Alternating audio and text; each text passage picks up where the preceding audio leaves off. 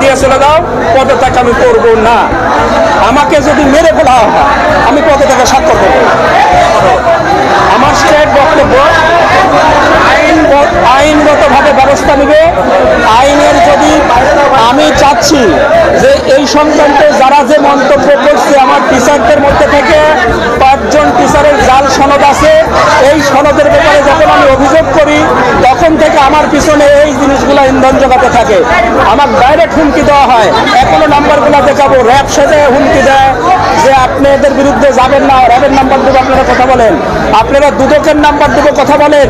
দুদক থেকে ফোন দিয়ে বলে আপনার বিরুদ্ধে অভিযোগ আছে, এই আপনাকে কিন্তু এখনই আমরা দুদকের অনুমোদন দেবো। প্লিজ আমাকে কথা বলতে দেন, আপনারা মিডিয়াতে নেন, কথা বলেন। আমি কোথায় বিশৃঙ্খলা তৈরি করেন না স্যার।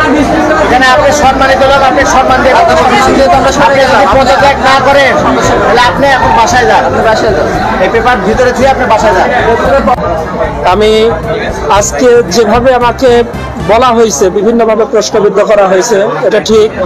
প্রশ্নের আলোকে আমি কিছু কিছু উত্তর দিয়েছি, কিন্তু সেই উত্তরগুলো হয়তো দেখা যাচ্ছে সংখ্যায় আধিক্য হওয়ার কারণে আমার কথাটার এত গুরুত্ব বহন করে নাই।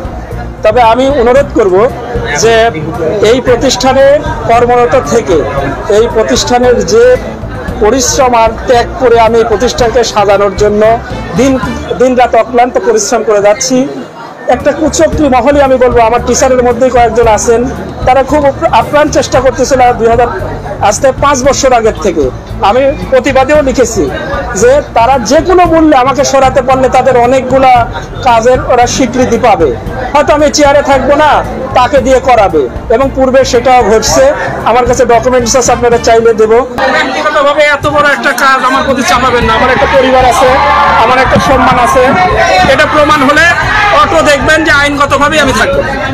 অতএব আপনারা আমাকে চাপ সৃষ্টি করে আমাকে পদত্যাগে বাধ্য করেন না।